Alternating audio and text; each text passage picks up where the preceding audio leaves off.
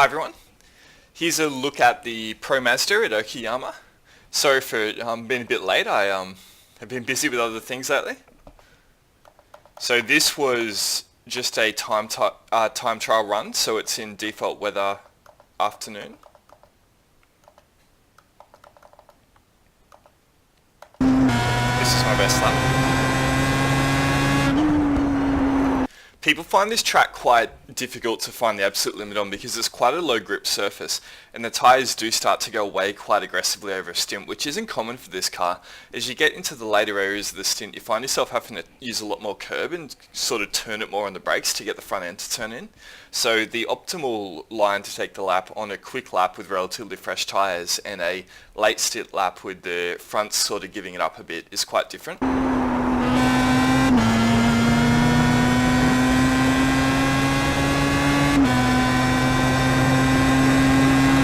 So I'm braking just before this building here, and you want to go down into third.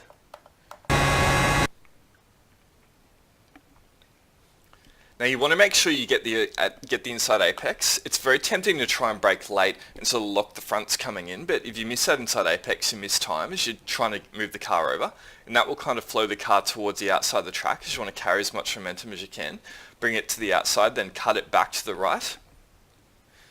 Now when you're turning in through here, you enter from quite wide and then bring it back into the inside apex, but you want to be very careful getting on the throttle as you don't want to push the car too far out. If you get up and over on this curb, it catches it and you lose quite a bit of rundown to the next corner. So you're just smoothly flowing the car, getting off the brake fairly early and letting the car's momentum run through the corner and not agitating it at all.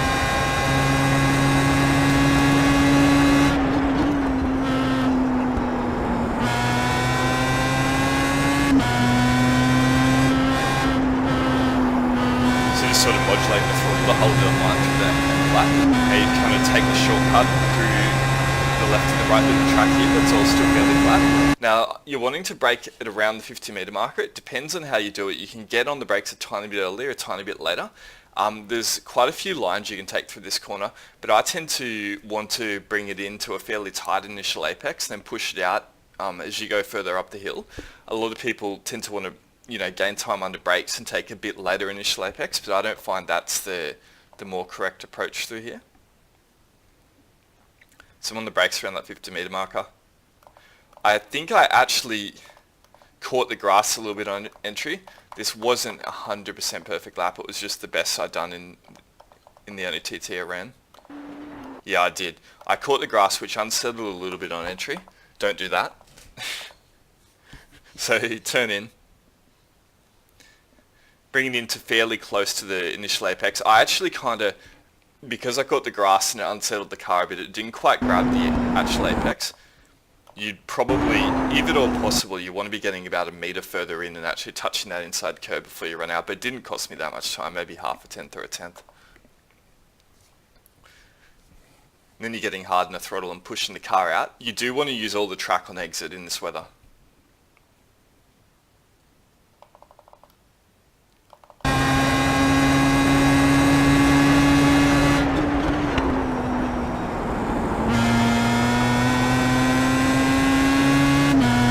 That didn't get me off track. That was this was a counting lap.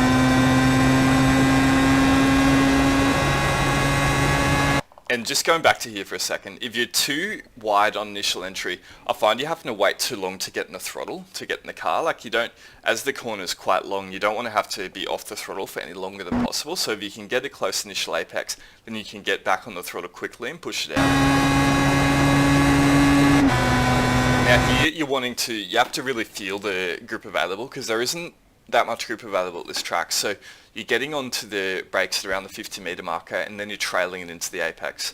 You really do want to keep the car settled through here. If it starts to move around too much, then you're spending too much time correcting and not enough time driving. So on the brakes, hold some brake motion till you're about mid-corner just to keep the front end down. Smoothly into the inside apex, then ease on the throttle. Then bring the car to the outside line, and through here you really want to throw it. So once you get back to here, you want to throw it and up and over this inside curb. the car will kind of understeer after turn in, so you got to sort of overturn it initially to let it understeer past. Bounce it up over there and use all the outside curb you can. It'll catch a little bit on the outside outside grass, but it doesn't seem to give you an off track, because this lap didn't give me an off track, so I got away with it. I think if I pushed it any further than that though, it wouldn't be good. And it does tend to unsettle it a little bit. Then turn in from as wide as you can. Throw it up over the inside curb again. Get a good run out. I got the car slightly caught on the outside outside curve there, which probably isn't optimal, but it was more important for me to carry as much momentum as I could through the apex, and if that meant it getting caught and losing a bit of drive, then that was okay in that instance.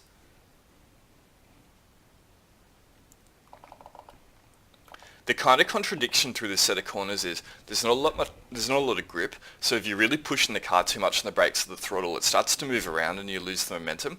But also you have to really throw it, like you can't just let the car be smooth through there and gradually on the throttle. You've kind of got to be unsettling it by getting on the throttle hard, but doing so in a way that the car's not moving. If that makes any sense. So it goes in and grabs it into an apex. Now I'm not quickly to full throttle. I think I actually barely grabbed full throttle through here because I'm just feeling on, yeah, I get it for a very short second.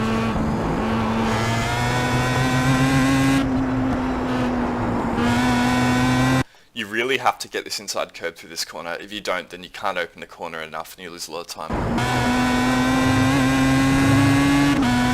And just come down through here, braking around the 50 meter marker. And brake hard and in a straight line. Now you have to get this inside apex to open up this series of corners. So you bring the car into the inside apex, just easing the throttle on. I haven't gone full throttle yet, now I have. And you're barely on it. Bring the car in, up and touch this inside curbing. As the tyres start to go, you probably want to start to take a little bit more of that, just to get the car turn in a bit earlier, get on that curb a bit more, but I prefer not to do it if at all possible.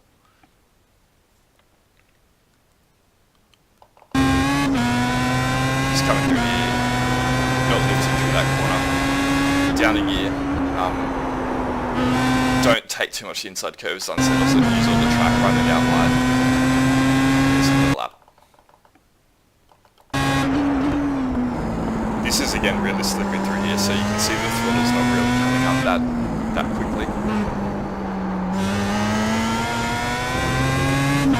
So this track's basically about using all of the track. Because there's minimal grip available, it's hard to make the car run a tight line, so you're constantly pushing it out to the outside and up over the curves to be faster.